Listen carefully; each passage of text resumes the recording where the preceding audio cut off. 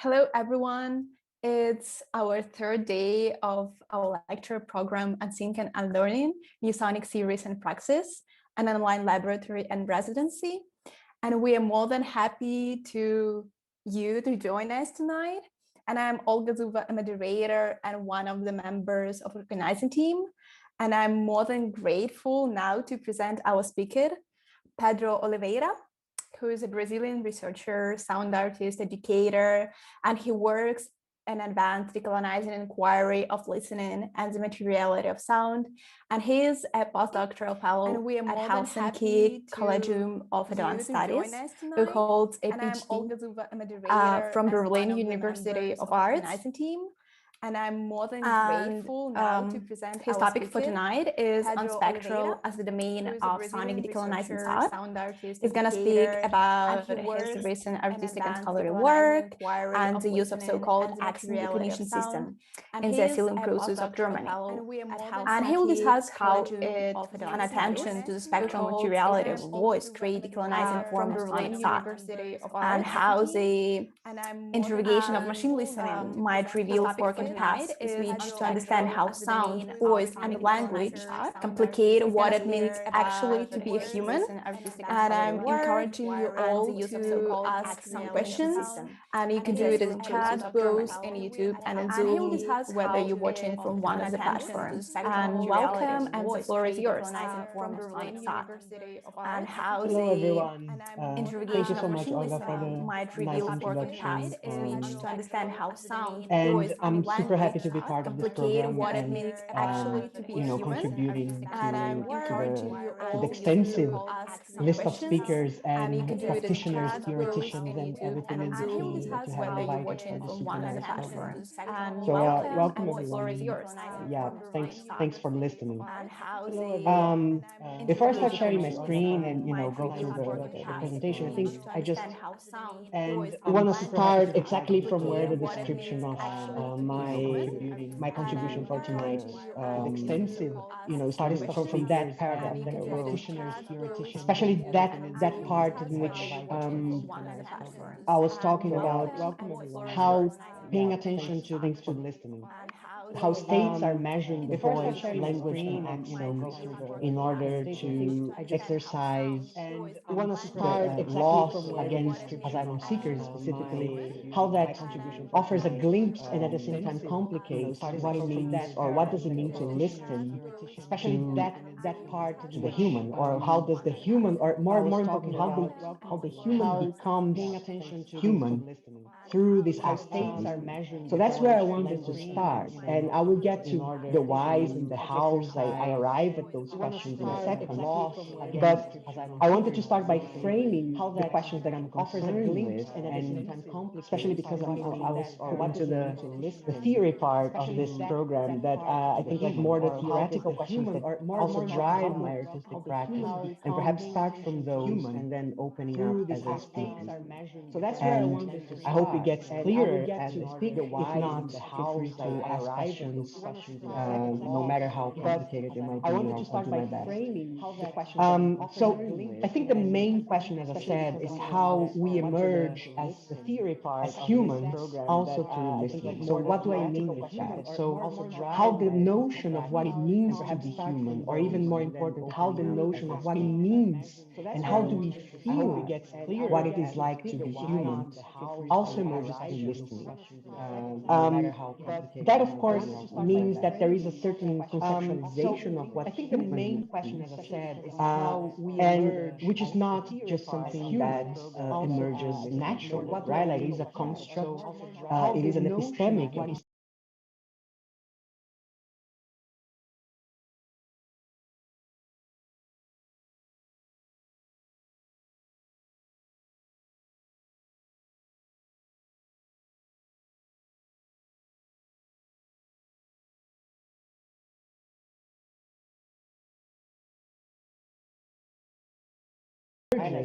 Together with the European colonialism perpetrated from the 15th century on. So the travels and the exploitation, the pillage, the genocide of indigenous peoples in the Americas and later on in the African continent it was not only like a material phenomenon, meaning that European colonizers did not only steal land and killed entire populations, but it was also an epistemic colonialism. So that means that there was a replacement of modes of existence travels that were plural, that were different from the modern, so the current at that time episteme of European Enlightenment and pre-Enlightenment in that sense, kind of like the transition from Renaissance to Enlightenment and during the first period of colonialism, but the replacement of other modes of existence, other modes of understanding what it means to be human with European modern Enlightenment-based mode of understanding ourselves. And of course, I'm not taking this out of nowhere. There are a couple of theorists that work with that. And the one that I focus my work on, and that will be constantly mentioned throughout this talk, is the Jamaican philosopher Sylvia Wynter, who has written extensively in the idea of what it means to be human and how does that not only tells us that there must be a difference and an innate difference between human beings, but that also means how those put on the other side of what it means to be human come to understand themselves as humans. And why am I saying this and why do I think this is important? It's because this is not only a visual, theoretical, religious, discursive phenomenon, it is also a sonic phenomenon. That means it also emerges through the way that we listen to the world. I'll get to more details that in a second, but if you are interested in going more in this direction of how listening also determines what it means to be human, there is the Colombian scholar Ana Gautier. She has written this fantastic book called Orality, that she goes through, for instance, the travels of Alexander von Humboldt, one of the most famous so-called colonial explorers, scientists, men of words, men of science. How his travels throughout Latin America in the 17th and 18th century have kind of paved the way. Yes, to interrupt you, just can we wait just a second because we're having some problems with the sound on YouTube. So we're gonna fix it in a moment and we're gonna do it again. Yes, where should I go back to? Yeah, I think just a couple minutes. Travels throughout Latin America in the 17th and 18th century have kind of paved the way. Okay, so people are getting here.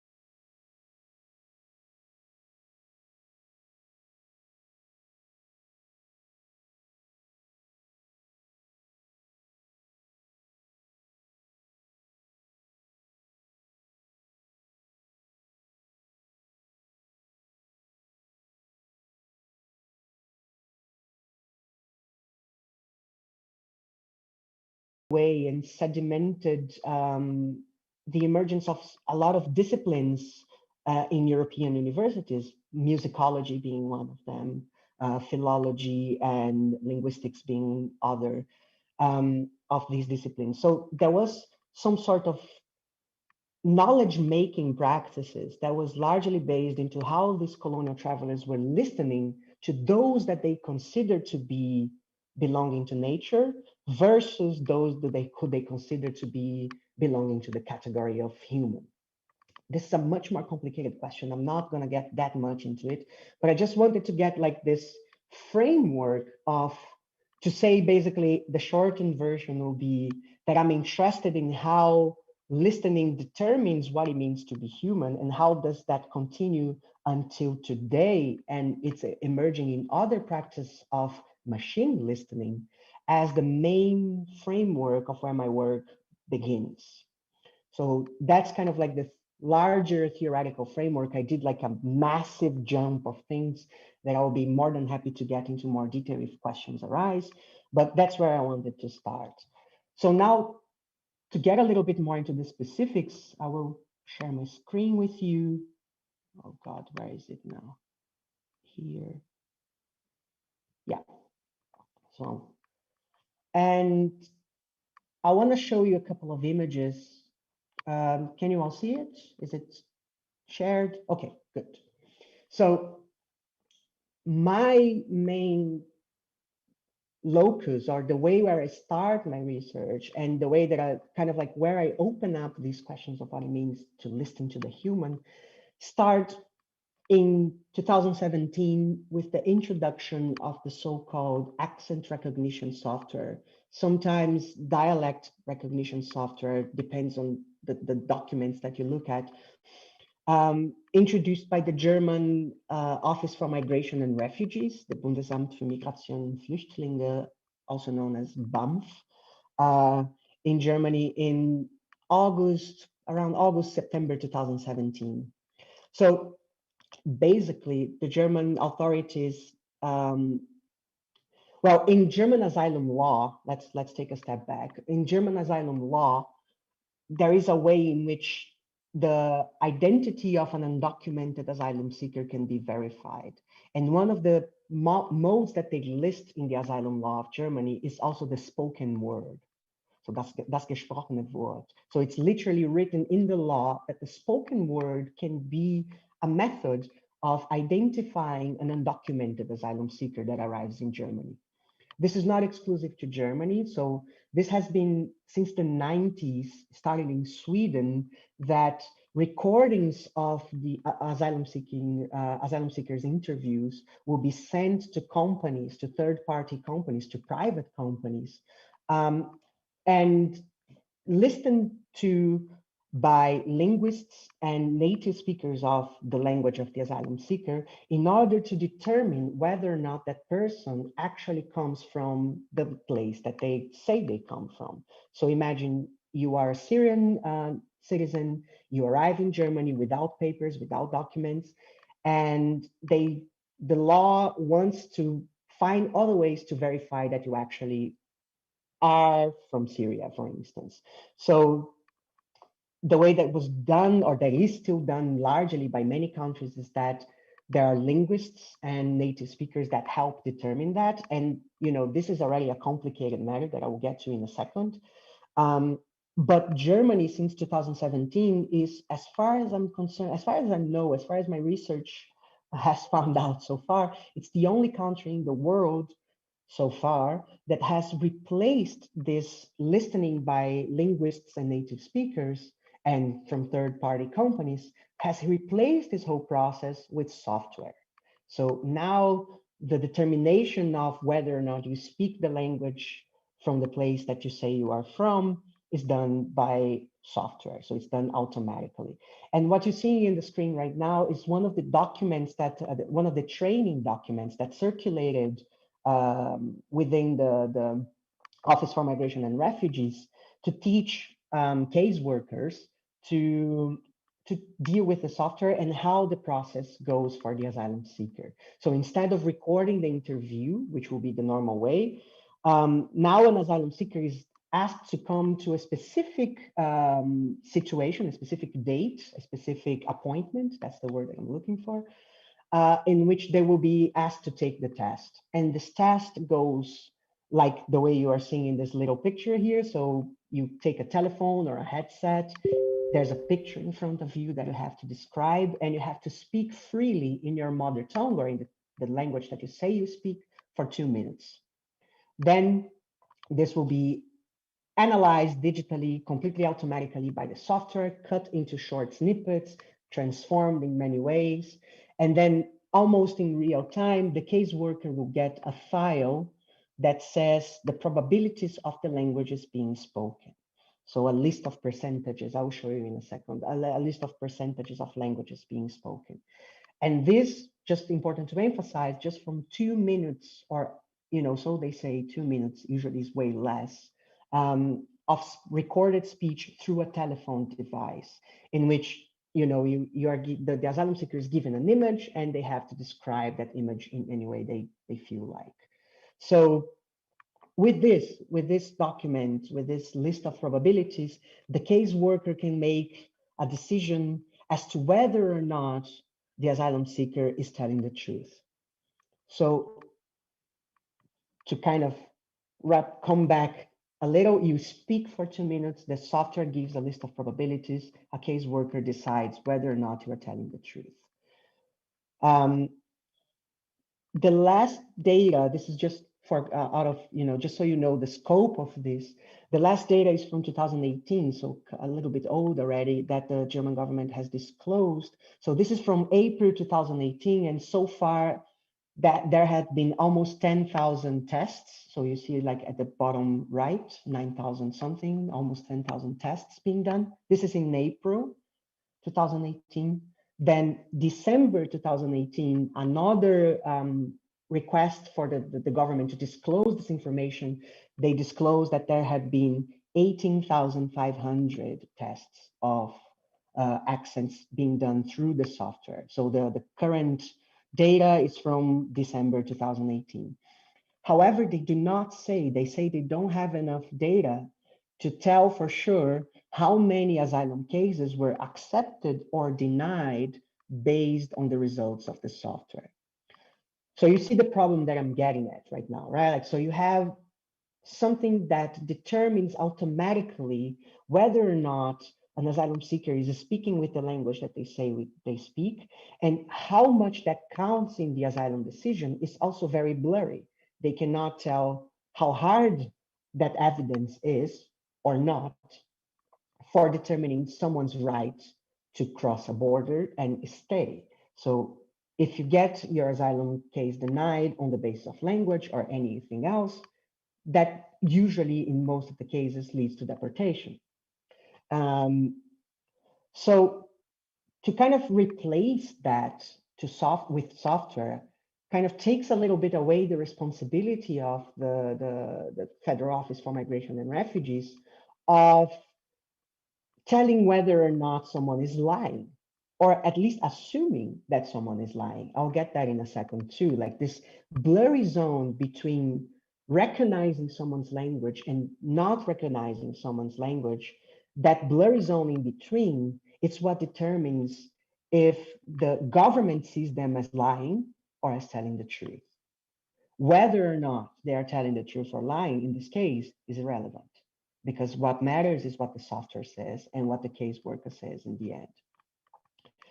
This is an example of the document that the caseworker gets, that the software generates. What you are seeing here is not an original one, so that's why it looks a little bit weird. I altered a couple of languages and things because the one that I have access to is from an actual case, so from an actual asylum seeker. And because this is going public, this can be traced back to the person. So I changed a couple of numbers, but that's exactly the kind of thing that you get, or the caseworker gets. So you see the list here. I'll just translate what it means briefly. So in the first kind of like in this first block of text that you see the distribution of probabilities. So in this case, it is 75% Arabic from Egypt.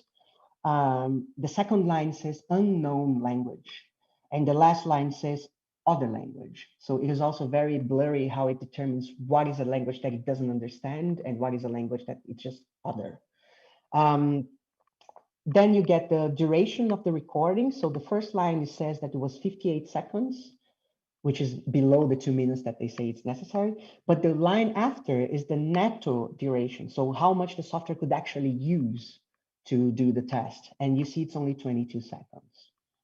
And then the last thing is a lot of technical terminology, which is useful for my work. And I hope I get to explain that. But it's kind of like the technical process through which the software arrives at conclusions. So you see signal to noise ratio, saturation level, and one that is quite interesting is the last one, which is gender score.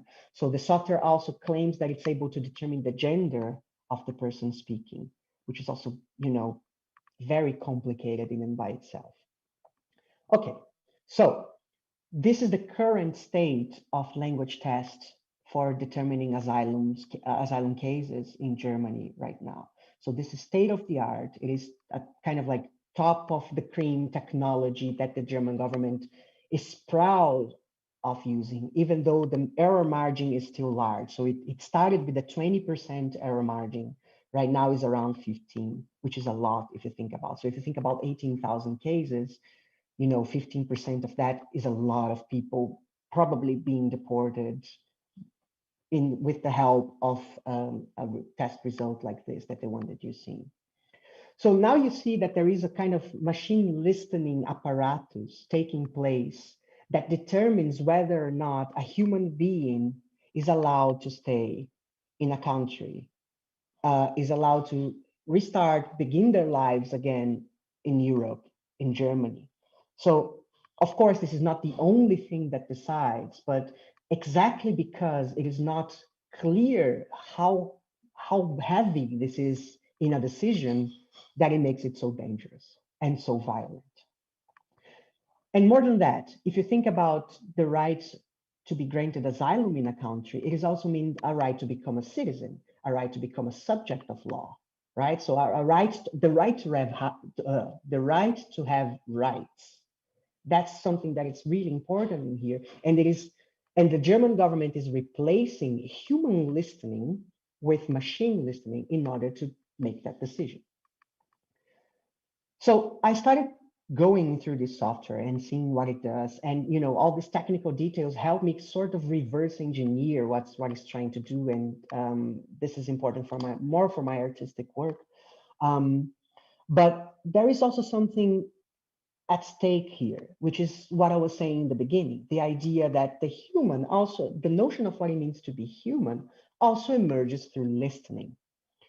And this started in 2017, it's still going on, but of course, the notion of listening in order to determine someone's humanity does not start in 2017. And specifically in Germany, there is a century-long interest of determining someone's belonging to the category of human through listening to language and accent. In the beginning of the 20th century, the Kaiser of Germany, of the Prussian Empire at the time, but today's Germany, Kaiser Wilhelm, he appointed German linguist and at that time phonetician Wilhelm Dögen to create what was called the Royal Prussian Phonographic Commission. And Wilhelm Dögen and a team of 50 other people, 50 other linguists, technicians, and so on, they traveled around the country with a phonograph, so a very recent invention of the time. So we're talking 1914. So very beginning of the 20th century, the phonograph being this new state-of-the-art invention. So they traveled around prisoner of war camps in Germany, recording prisoners of war to create what Dögen wanted to be the largest catalog of languages and dialects in the world. So they traveled in these camps. They forced basically prisoners of war to have their voices recorded. And all these recordings are available today at the Lautarchiv at the Humboldt University in Berlin as digital files, of course. But it is interesting, this collection of prisoner of war recordings, that Wilhelm Dögen was particularly interested in determining the racial characteristics of the prisoners of war based on measurements and linguistic assessments done from these recordings. So he took these recordings, they were like in shellac discs, and there was some forms that were produced out of this. You see one of them in a second. And there was also palatograms. So basically measurements of this area of the body of the prisoners of war, and some other sort of photography that was also state of the art at that time. These documents were unfortunately lost. They don't exist anymore, but there is documentation that they were produced because Wilhelm Dögen was interested in sedimenting or confirming what was a very common scientific paradigm at the time, which was that there was a fundamental difference between races, which would put the white race, the Aryan race at the top and all the others in the bottom. So there are hundreds of recordings of prisoners of war. Most of them are European prisoners, so French, British, you name it. But there is also a substantial amount of recordings of colonial soldiers. So if you think about the beginning of the 20th century, France had lots of colonies, the British Empire had lots of colonies, and so soldiers, men from these colonies were fighting in Europe their colonizers' wars. So you have recordings from people from India, Pakistan, Nepal, from the Caribbean Antilles, so from people from Martinique, from I think Martinique, and oh my God, I'm missing the second country. I'll remember that in a second. But you have also people from the Caribbean islands also being recorded and having their accents also basically described in technical terms and providing, so Wilhelm Dogen and the team of linguists provided sort of a taxonomy of language.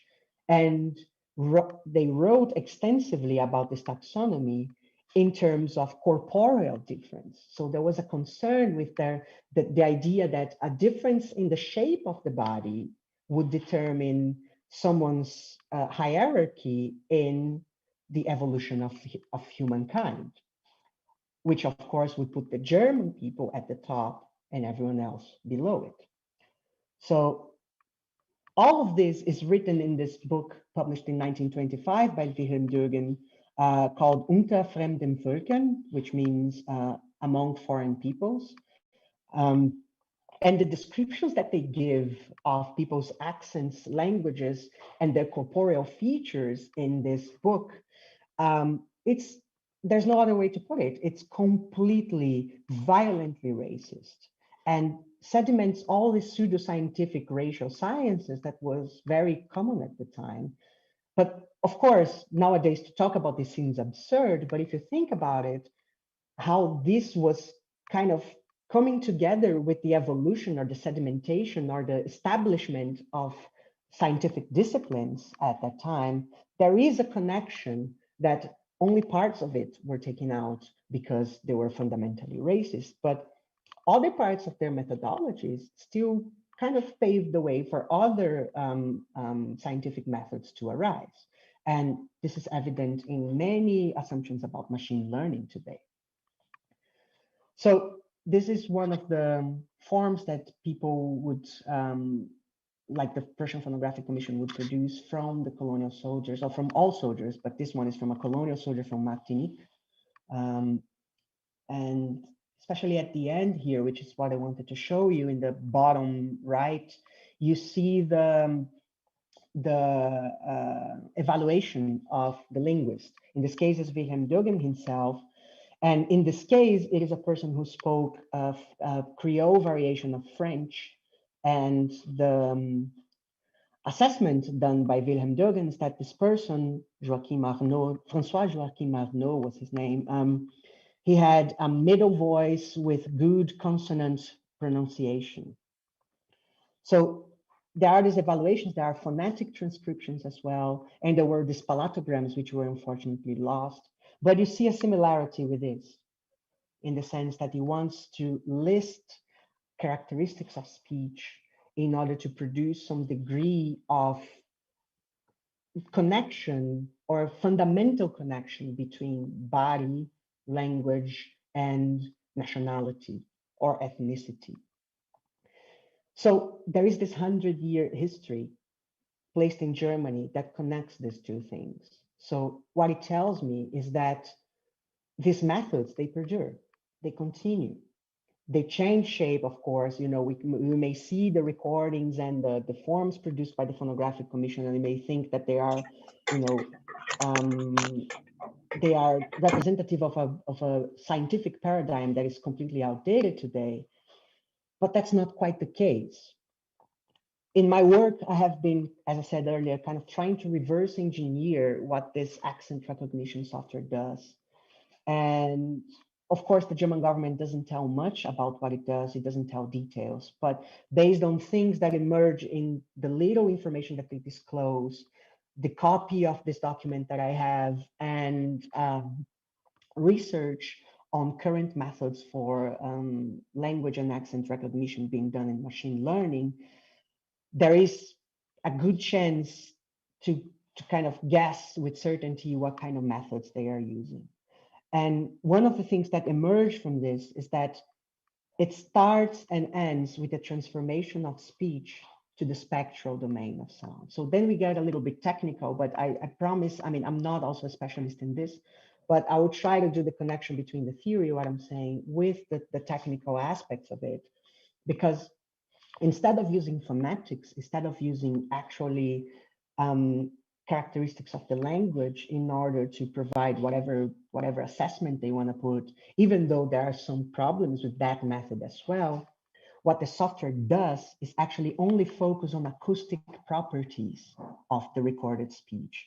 So basically, it discards the context, it discards semantics, it discards the actual language information in favor of what the person speaking produces in terms of acoustic features of sound. So this transformation from the time to the spectral domain, also known as frequency domain, means that those 22 seconds are split into very short snippets, 25 milliseconds. And these 25 milliseconds are analyzed not by how they sound, but rather how frequencies are distributed along the spectrum of all possible frequencies of speech.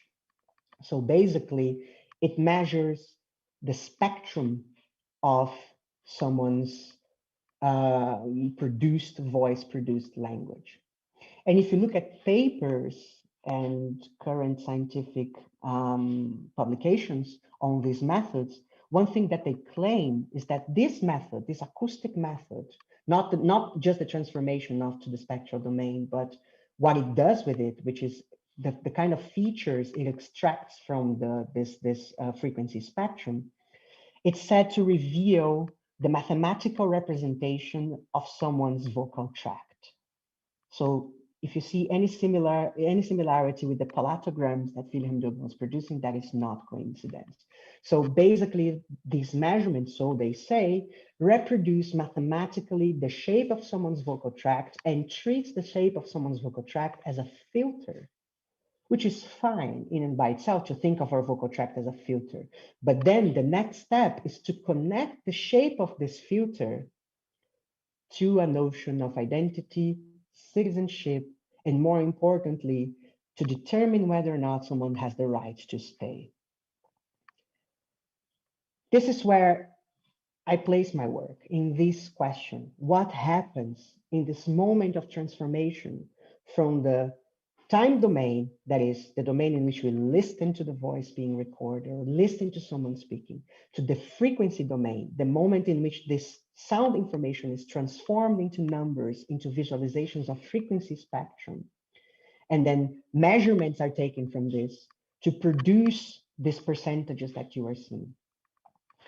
It's important to say here that I'm not saying that the transformation in itself is bad or wrong or racist, right? There are applications of this transformation from time to frequency domain are manifold. You see, like there's a lot of music being produced with this. There's a lot of interesting and both artistic, poetic, theoretical work being produced with it. What I'm focusing in is that from this transformation, some degree of truth about someone's body is produced.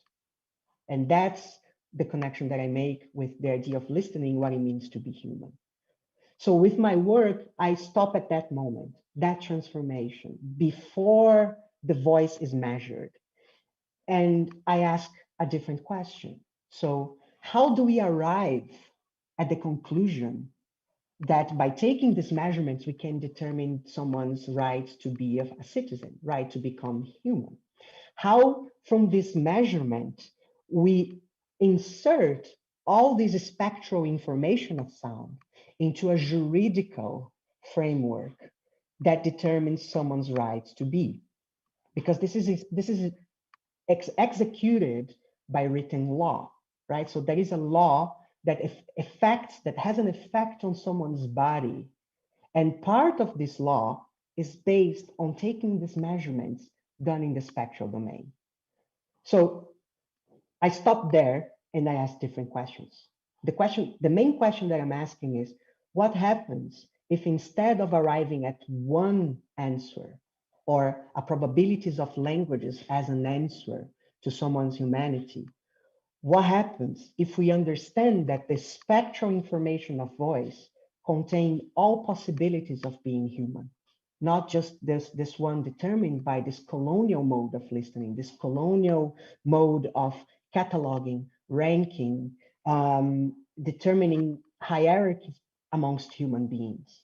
What happens if in that spectral transformation of sound, there were other avenues, other pathways of being human? What happens when the spectral domain of sound contains everything and nothing at the same time? What happens when that voice being transformed becomes anything other than itself? Not that it is just sound, because I don't believe that sound can be ever just sound. But what happens when that voice is just that voice? And in that voice, it contained all possibilities of being human, not just the one that is determined by colonialism. That's the main question that I'm asking with my work. And where I want to get at is that I want to think about the voice in the spectral domain.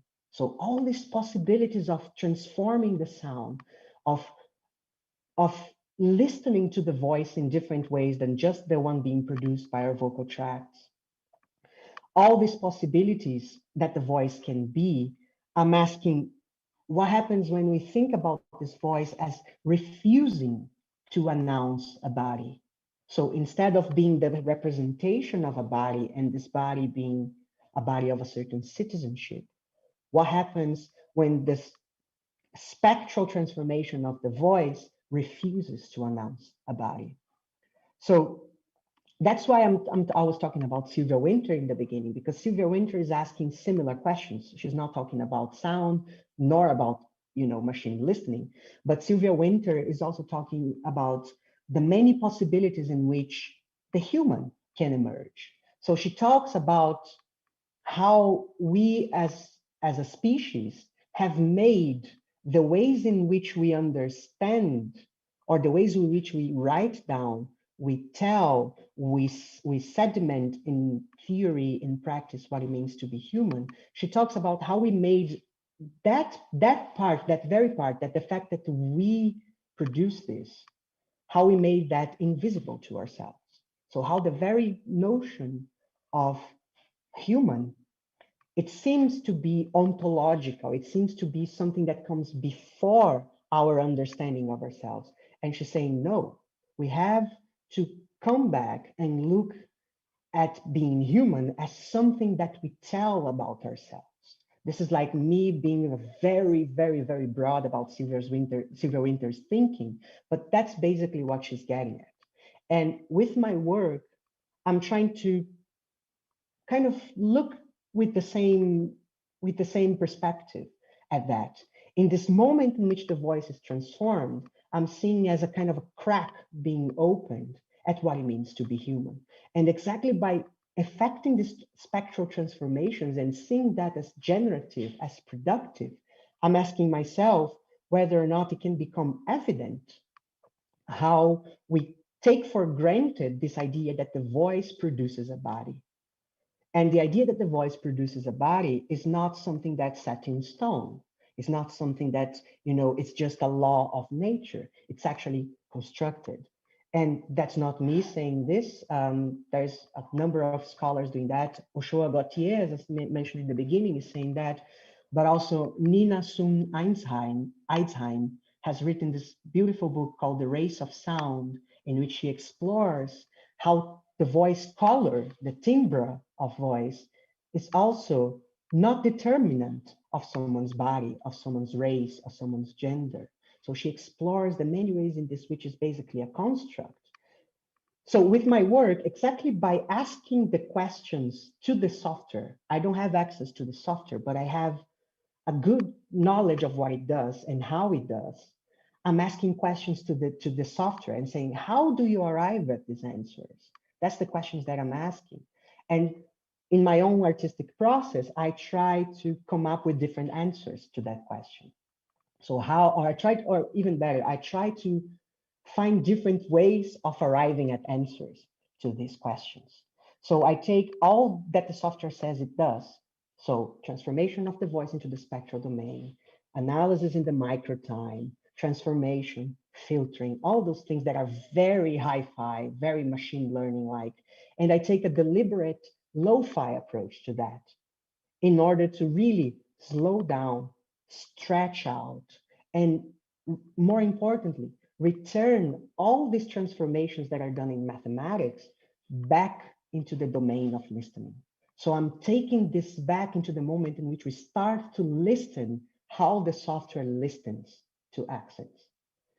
And of course, I don't want to arrive at a definitive answer to that, but I want to at least explore different avenues of what it means to use the spectral domain of sound as a generative place to think about different ways of being human that are not conditioned by this racial categorization, this gender categorization, all these categories of human beings that are created by colonialism and coloniality that actually vouches for the violence that is exercised by nation states and, everyday interactions that determine someone's right to be human or not.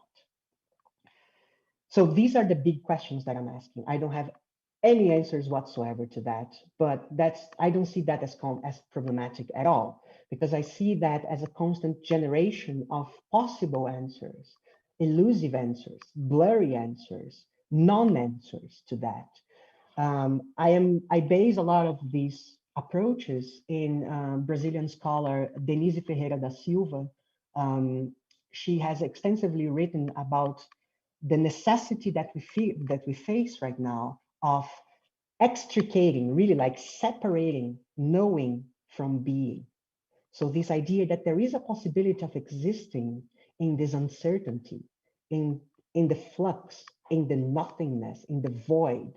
And for me, the spectral domain is one way of exercising that, of transforming the voice and seeing what the voice becomes when it refuses to announce a body. This might be like, might sound very, I don't know, majestic, but it's not. It's very humble. It's very, sometimes very naive. And I take that naivety at heart because I think there is some beauty in taking these very complicated processes and reproducing them as lo-fi as possible. The connection between the Prussian Phonographic Commission and the Federal Office for Migration and Refugees, I've explored a lot in this. What you're seeing right now in the screen is a radio piece that I did a couple of years ago in 2019. It was also a performance at CTM Festival and then became a radio piece called A Series of Gaps Rather Than a Presence. And I focus on the connections. I kind of like lay down all the similarities and coincidences and continuations, fractal repetitions of this history. It's in German, but on my website, there is a translation of all the English voiceover, all the German voiceover, sorry, to English. There are many other languages in this piece, but some of them are not translated, and it's fine that way. It has to be untranslatable. But if you're interested in finding more about those connections, you can look at this piece. But the last thing I wanna show before I stop, and then we can have a conversation about all this blah blah blah that I just said. I wanted to show how I approach this in my work. So how do I take this, as I was saying, this stretching out, this slowing down of what the software does, and how I arrive at different methods or different questions that comes from there. So as I said, I stop before that measurement that the software does. And the moment where I stop, I try to reproduce exactly what the software does in a very lo-fi manner. In my case, for those of you who know a little bit about sonic processes and music making, whatever, I do that with a modular synthesizer in which I'm able to filter, stretch, use granular synthesis, but also use electricity to kind of, treat that as a living being, basically. So that's why I say it's very lo-fi, because, you know, a modular synthesizer is not a computer. It's quite the opposite. You know, it's very, very rudimentary sometimes in what it does, although it's quite beautiful. So I do that in a modular synthesizer because it allows me to explore how electricity can reshape this. But I use just voice as the source. So I use the databases that are usually sold or distributed in order to train accent recognition or language recognition software. So you usually have a database of input sounds that you have to train the software how to recognize language and accents. So usually these are, I don't know, half an hour long conversations, sometimes telephone conversations. And I have access to one of Arabic, which is the one that the German government uses. And I use this database as my source material, but I do not reproduce any of the voices or the conversations there. You'll see how it sounds like. But I use that as my source material, and I do all these transformations in the spectral domain. And as I said, instead of generating mathematical representations, I return it to the place of listening. I turn back that moment into a moment of listening, because I want to see this moment of listening as a pedagogical moment, as the moment in which, by listening, we ask ourselves as listeners, how are we listening to this? Because no listening it doesn't happen in an abstract space, right? All listening is situated listening. So the software listens in one way, the case worker listens in one way. We, as encountering this work that I do, listening in a way, they might be all different. And I want exactly to bring those moments of listening back to the listeners themselves.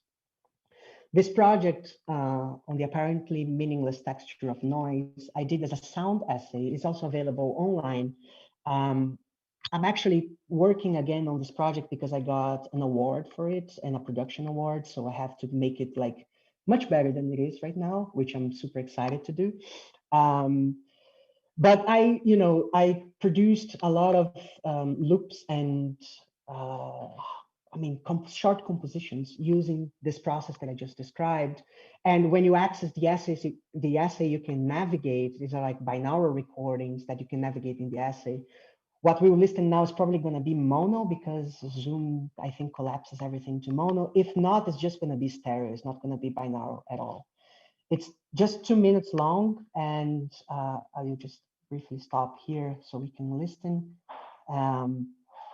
So these are just voices. What we hear now, it's 100% voices.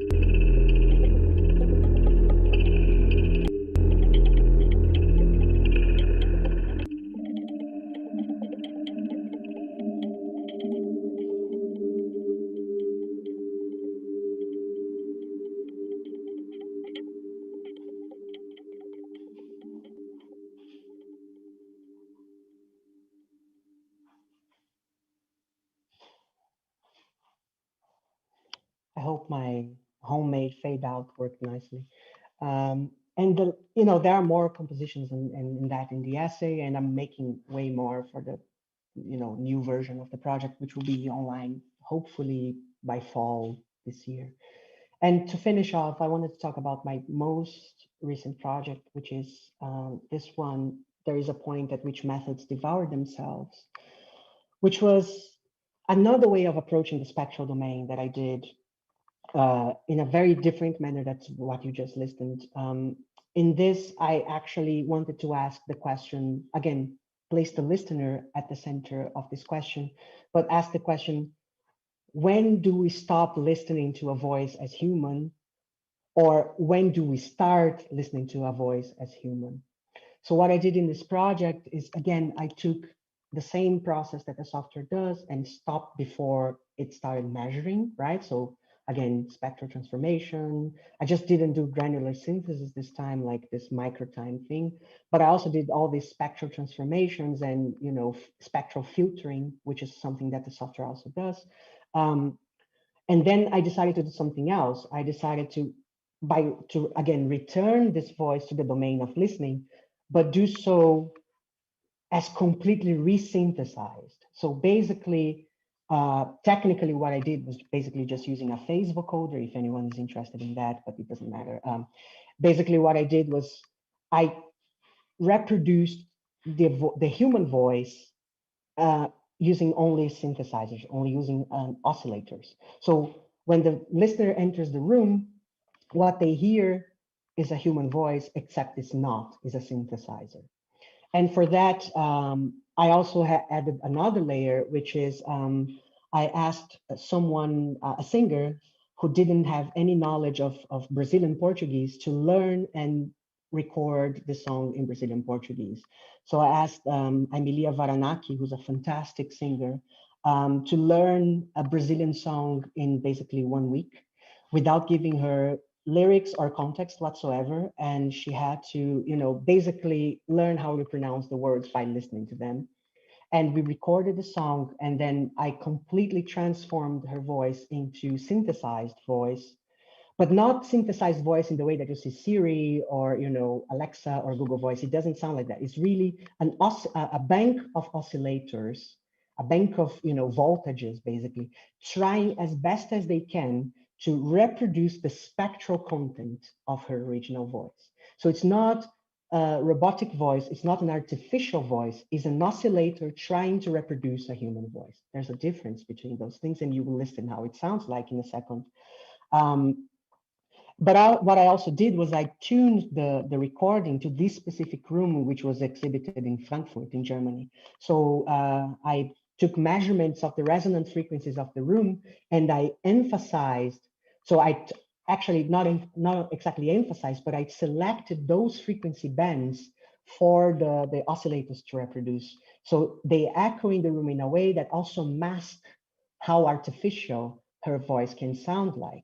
That's why I took the Frantz Fanon quote to the title of the work, There is a Point at Which Methods Devour Themselves, because I was exactly interested in extrapolating, almost taking to the level of the most extreme that this method that the software takes can arrive. So I wanted this method to literally start devouring itself, because if you know the Fanon quote, after he says this part, after he says there is a point at which methods devour themselves, he says, I want to start from there. And I love that part, but I didn't put that in the title because I want to start from there too. So I wanted to start at this moment in which the listener is confronted with what it means to listen to a human voice. It is also a binaural recording. I don't know if it's going to translate well into Zoom, but let's just listen to it. And after we finish with the song, it's almost 4 minutes long. I think we can start the question. So I will already say thank you so much for listening, and I hope there are some interesting questions and things that we can address together that I did not exactly cover in what I was saying or can clarify or whatever. But let's listen to Emilia's, or a synthesizer trying to sound like Emilia Varanaki for a couple of minutes. And I hope you enjoy.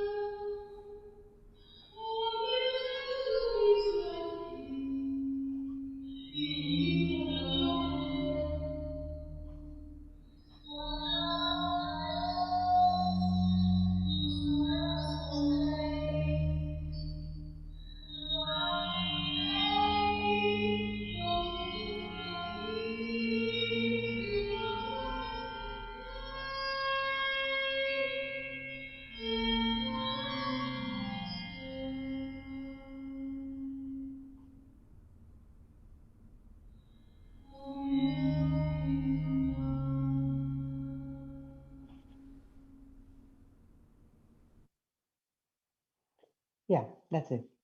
Thank you so much. Thank you so much for amazing, incredible presentation and your work that you showed us. I don't know, allowed us to listen. And we have some comments and questions that I would like to ask you. And I'm trying to put them in a chat and in Zoom, but it's not allowed me. Okay, so I'm just gonna read it. So there is a comment rather than a question. Thank you so much for such interesting lecture, Yasar, about the fact that the voice does not belong to the body to the end, in the same way that the voice does not belong to the space of language and signification completely resonates with my own position of the issue. Do I understand correctly that it's unsolved difference, the gap that, in your opinion, is the essence of the human as such? And in this case, there aren't the mechanism of algorithmic voice recognition exactly what this fall of human then turns out to be unnoticed by the algorithm. Moreover, even suppressed by it because the machine is not able to grasp exactly the difference or even difference if mentioned Derrida. Not to mention the fact that, as you have shown, the algorithms remain unclear. It reduces the voice exclusively to sonorous phenomenon, which is hardly applicable to the language as a whole if we recall the linguistic of 20th century and moreover belongs to the power of institution. So a long comment, but if you have some thoughts, please share. That is a fantastic comment. Yes, yes, absolutely. And I think this person, I mean, really gets the point of this that the software isn't, it does not resolve that difference. But the problem is that it claims to resolve. And that's quite interesting that this is mentioned because I remember now that I mentioned in the beginning the difference between recognition and misrecognition that I said that I would get back to that and I didn't. So now maybe it's a good time. It's exactly that, it's because the software is so prone to error. And it is prone to error not because the software can be better. It's prone to error exactly because these differences remain unresolved.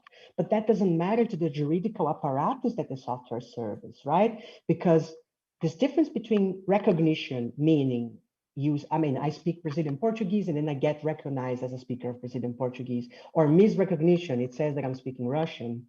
This gap between, it's actually what makes the software work for the juridical apparatus, because exactly because it remains unresolved, exactly because it is contingent on the decision of the asylum case, the caseworker of that asylum seeker, that allows the state to have that power of decision.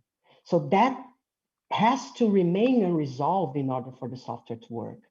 And that is the most violent aspect of it, because on the one hand, you have this veneer of objectivity that is put on it that says, well, by taking these acoustic measurements of the voice and, saying that the vocal tract is fundamental to the body, we can determine someone's citizenship. But at the same time, this gap between recognition and misrecognition remains elusive, remains forever unresolved.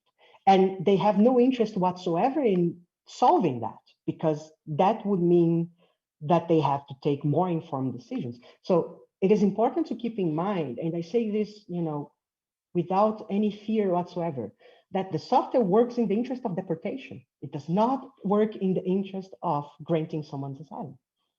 So that is important to keep in mind. This is an industry of deportation, not an industry of granting human rights. So thank you so much for the comment. And yes, definitely. I mean, I had a whole bit about Derrida that I left out because I'm talking about the spectral and the persistence of the spectra as well. But, to talk about Derrida is to get in a path that maybe I didn't want to go today. But yes, thank you so much for that. Okay. And also we have another question. There is one who concerns about creating new words or reestablishing languages that were like restoring the old lost languages. For example, like in Russia, Russia was colonizing small indigenous people from of the eastern of the north, making their languages difficult to learn in school or speak like between families and so on.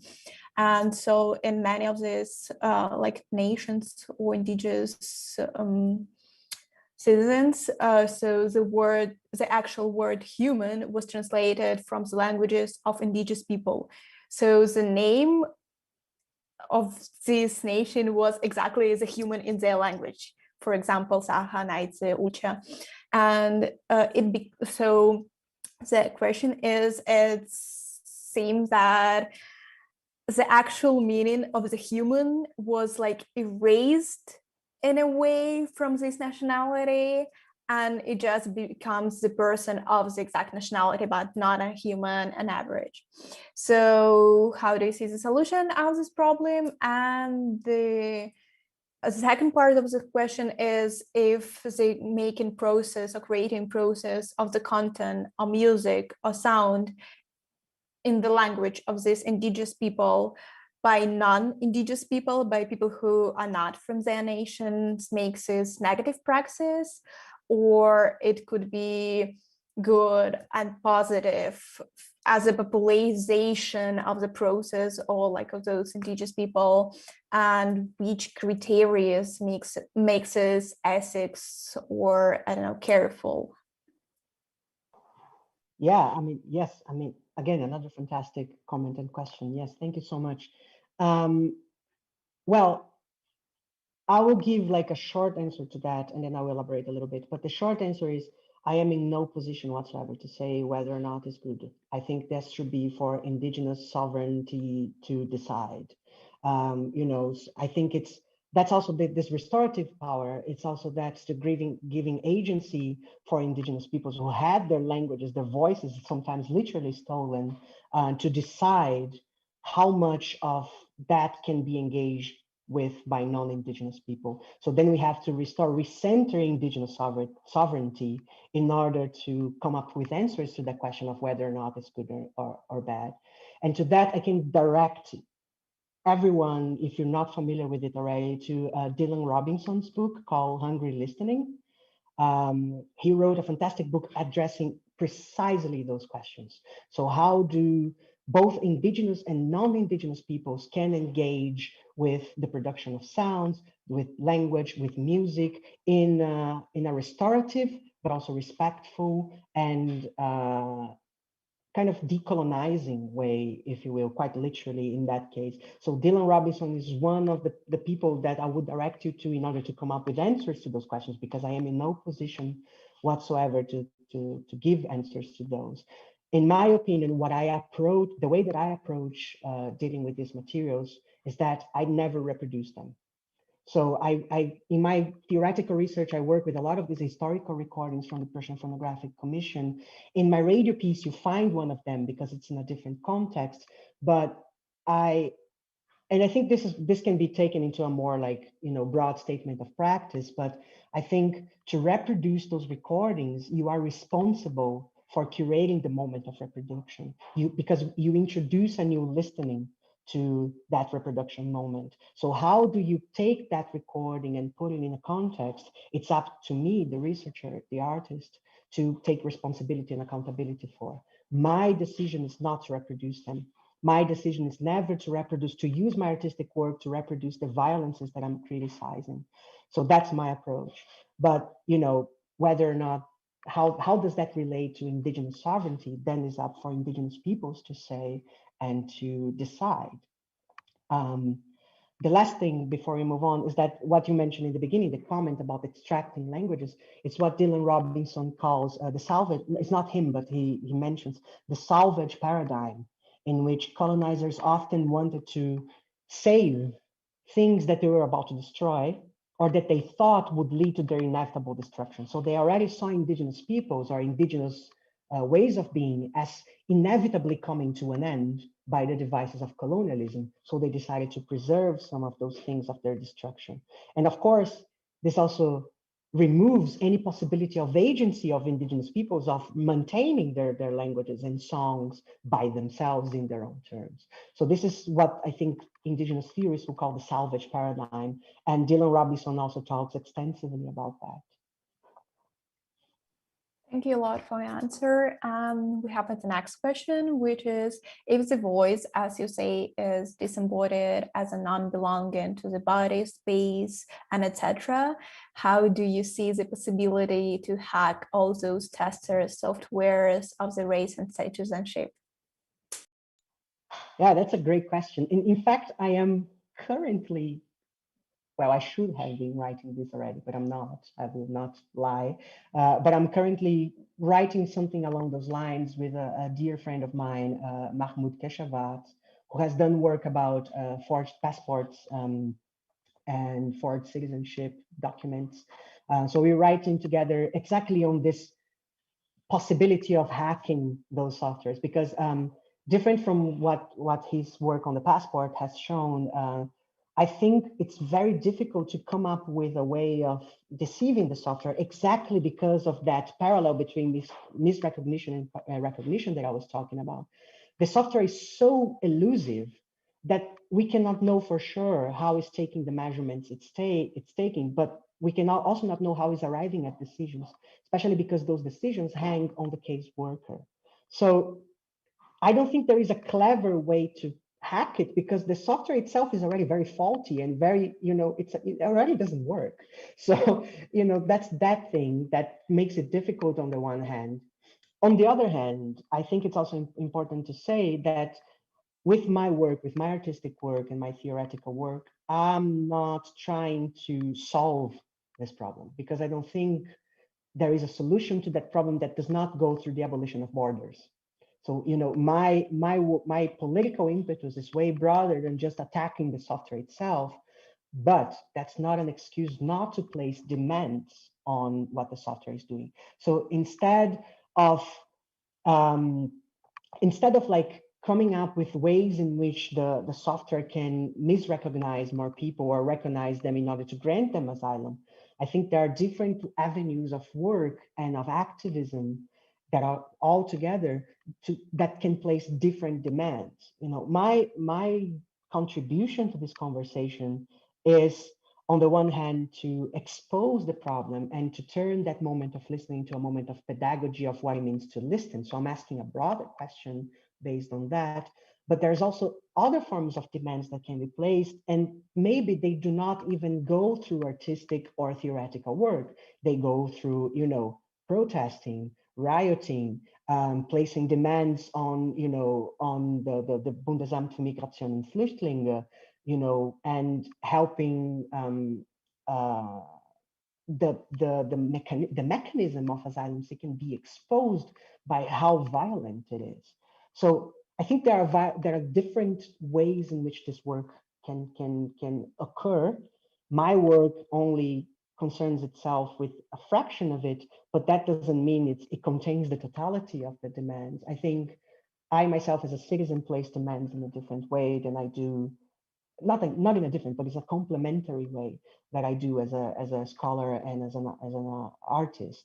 So all of that to say that I don't think hacking the software will be actually effective. I think we have to pressure in many fronts in order for this not to be used anymore.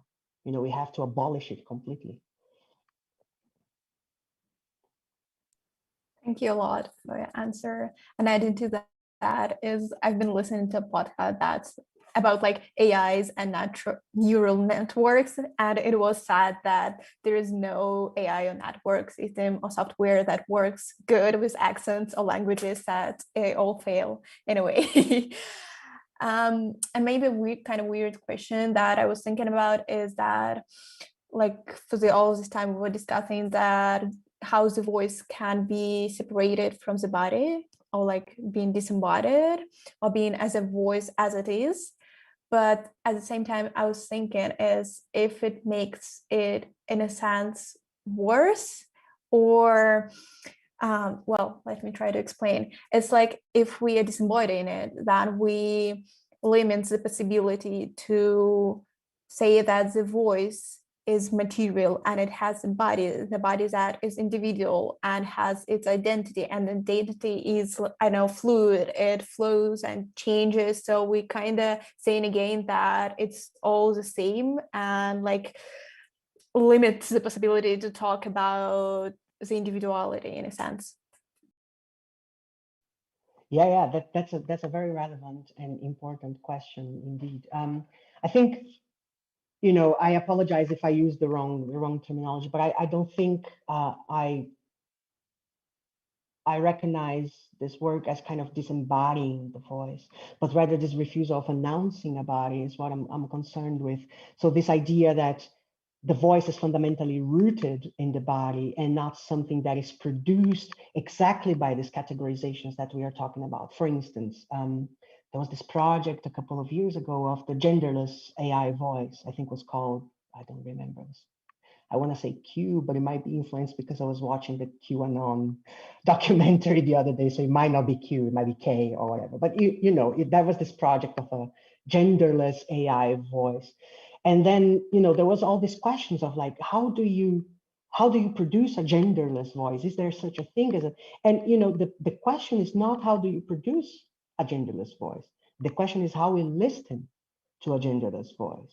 How do we come to assign gender to voice? It's not that the voice is fundamentally gendered in its origins in the body, but rather that by listening to the voice, we assign gender. And this is what Nina Sun Eidsheim work probes exactly into. So the question, she works her entire book around the question, who is speaking? And she turns the question back to the listener. So when we ask who's speaking, we are actually asking, how are we listening to someone speaking? So for me, there's a difference between, and that's where I wanted to take the detour to Derrida earlier, and I decided not to, because I'm not seeing those voices as disembodied, because there is a tendency of thinking of the refugee body or the asylum seeking body as derealized, as disembodied, and I don't want to go into there because I think that removes agency from those people who are actually crossing borders and taking the journey. They are not invisible subjects. They're actually very visible subjects. They are not ghosts, they're not specters. So I was thinking more along those lines that I'm not trying to disembody the voice, but rather just that to say that the body that produces a voice, it's not immediately, not to be immediately ascribed into something that is the determinant of gender, of race, of class, of, and so on. So maybe, if I said disembodied, I apologize because that's not the term that I want to use and I have to pay attention to that. But I think I want to establish this difference between the disembodied voice and the voice refusing to announce a body. I don't know if I can be clear into that because, this is very fresh stuff for me. I'm still developing, but that's the difference that I'm trying to establish, So how can we think of the voice as refusing to announce a body? How can we think as that's why I say the voice can only be itself. That doesn't mean that there is an ontological a priori of the voice that, that the sound of the voice just is, but rather that I want to think of the voice as the voice and not announcing a gendered, racialized body. Maybe that's a very non-answer question to your question, but that's all I can offer right now. So yeah. No, it's great. Thank you. And we have one more question, which comes to the first comment that was here and was discussed, is how do you rate the emergence of this meta voice that you're talking about? And does it have emancipatory potential?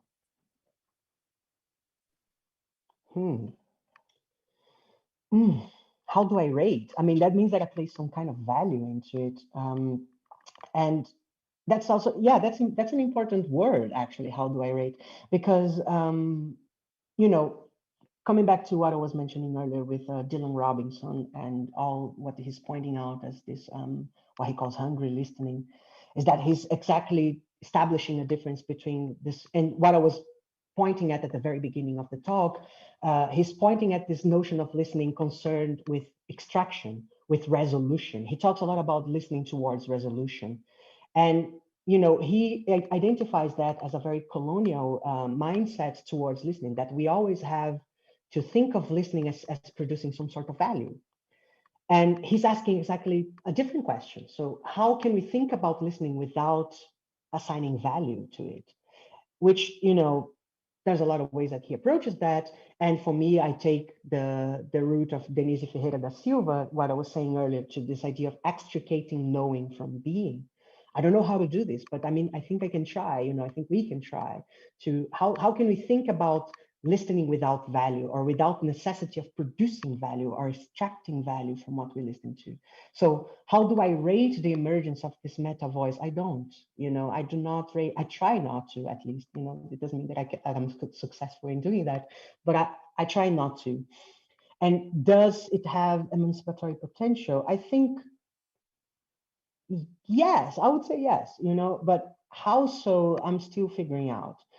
Exactly because I'm probing into this multiplicity of possibilities that emerge when we come back to that idea of the refusal to announce a body that I was saying earlier. I think the emancipatory potential lies exactly there. In this piece, the second piece that I showed, I think the question, it's less about the emancipatory potential of that voice, but rather what that voice does to our own listening. So the question turns back to the listening. Does listening to this voice has emancipatory potential? That's another question, I don't know, it might have. That's at least what I was trying to get, it might fail, but at least I tried.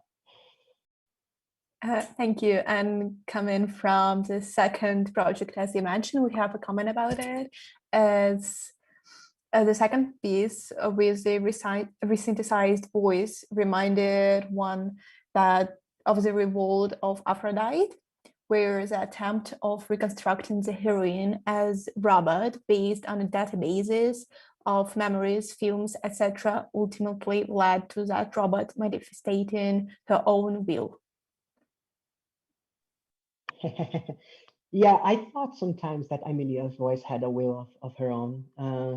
Especially, I think, yeah, that's a nice comment, because I can speak a little bit about the process of that piece, which was quite interesting. Especially because, I was trying to make the room sound and not just the speaker sound. And that's why I thought sometimes her voice had an agency of her own.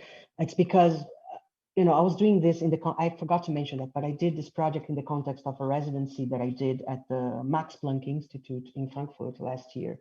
So I had all the infrastructure of the Max Planck Institute to do that work, which means I had access to equipment that I would never have access otherwise, which included a very, very expensive microphone to measure the resonant frequencies of the room.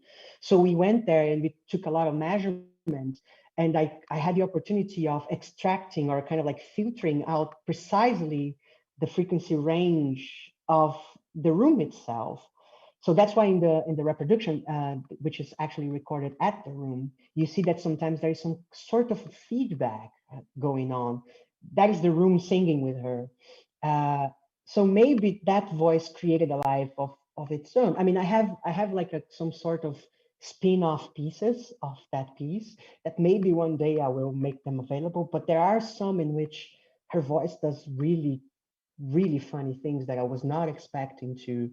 But in this work, I wanted to have some degree of how do you say that, recognizability, recognition, or something that would still lie exactly on that blurry line of, is this a human voice or is it not? So I wanted to play around with that. It's a pity that the Zoom does not give the binaural representation of that, because that also travels through the speakers, how it gets sometimes very human and sometimes very glitchy, very synthesizer-like. So I wanted to work also with that manifestation of the synthesized voice's own will in revealing itself, like hey, look, I'm a synthesizer. I'm not a human being, you know, I just sound like one. So maybe, yeah, maybe there's this parallel. I don't know this reference, but I will write it down and I'll look into it. Thank you. Yeah, thank you again for your answer and comments for all those ones who lived it and who wrote it. And I think it's a perfect moment to conclude our lecture and discussion part. And thanks again, everyone who came here tonight. And I'm inviting you to join us tomorrow for another lecture. And you can see everything on our website, or you can follow our social medias. Thank you again, and goodbye. Thank you so much. I hope you enjoyed listening. Thanks for taking the time to listen. Yeah, it was great.